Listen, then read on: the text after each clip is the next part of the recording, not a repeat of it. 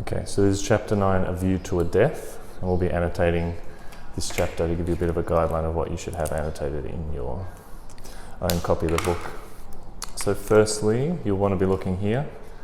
This quote, "Nothing prospered but the flies who blackened their Lord and made the split guts or spilt guts look like a heap of glistening coal. Even when the vessel broke in Simon's nose and the blood gushed out, they left him alone, preferring the pig's high flavour." So obviously we've got some food happening here and a bit of a contrast between piggy and the pigs, which is a nice little play on words, maybe even a pun.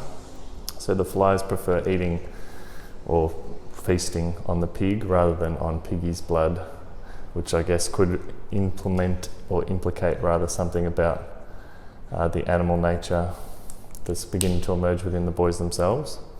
But that's a neat little quote there. Don't worry about the whole paragraph which is highlighted here. It's not as important as that little section there.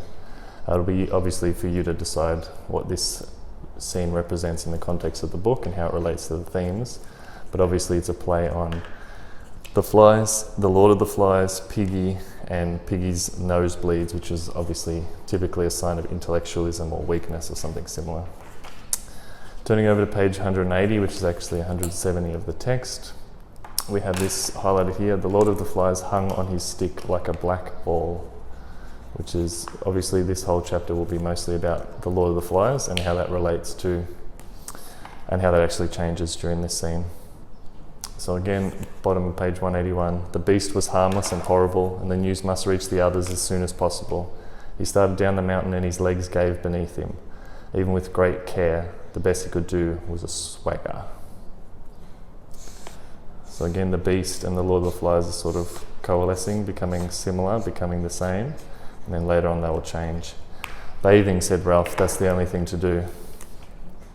So the beast is sort of the problem, or the lack of civilization, and Ralph, in typical Ralph fashion, replies that civilization or Britishness, or kind of a return to the ways that they were at home before they were marooned on this island, is the solution to this sort of savagery, this sort of animal nature that they're all struggling against.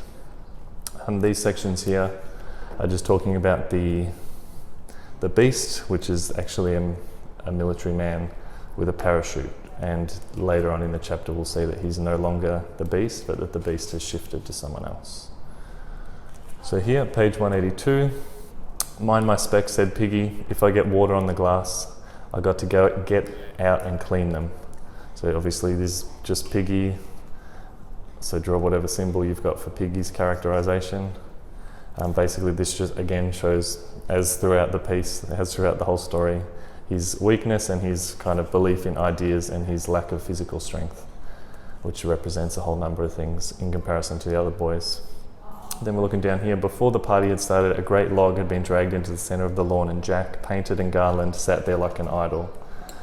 So the paint is a symbol or a motif of their sort of, it's kind of the opposite side of uniform. So as the uniform goes away, the kind of tribal paint and the garland as well, which is kind of a ring of flowers around one's neck, the paint and the garland, face paint, body paint, become sort of the opposite thing to the uniform. So it represents their descent into savagery in that way.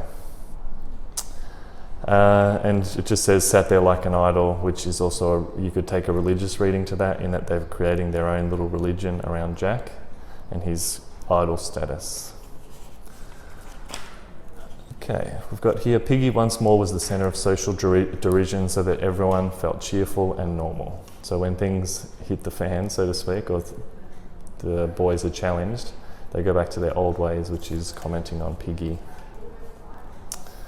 "Jack, give me a drink," shows his leadership, shows that he's in charge, shows that his system of government is working for him and that he's got people working for him.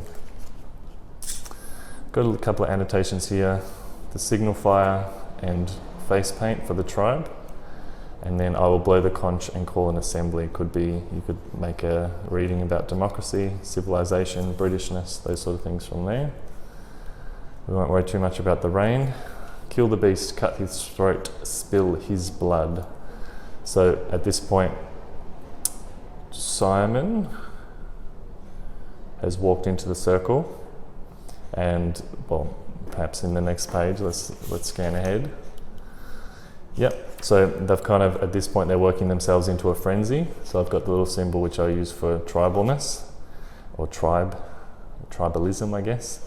And it also, I've got here oneness, so the tribe is acting as one. They're kind of moving like a group of ants would say. They're all kind of moving in synchronization. And then the key scene, sort of, they're worried about this, and then Simon came up and sort of walked into the circle, and this represents the beast again. Kill the beast, cut his throat, spill his blood, do him in. So they're chanting, chanting, chanting, chanting, chanting. Ba, ba, ba, ba, ba. So here, this is a key line that I haven't annotated yet. The parachute took the figure forward, furrowing the lagoon, and bumped it over the reef and out to sea. So this is important because what they formerly referred to as the beast, which was the man hanging, sort of jutting around in the wind with the parachute caught in the trees, he literally drifts off into the ocean and he's no longer the beast. And you sort of think to yourself, well, what or who is left to be the beast? And that clearly becomes the boys themselves, or at least the tribe, or at least Jack. And that's for you to decide which of those is the case. Is it Jack? Is it the tribe? Or is it all of the boys? Or is it all of the boys except for someone in particular? So that's for you to sort of make your own analysis. But basically, the boys have killed Simon here, and then they've realised that, well, we realise as an audience, you could even say it's technically dramatic irony in the sense that we understand before the boys that the problem inherent in the island is that they are there and they are the problem. And then the last page, there's nothing to annotate here.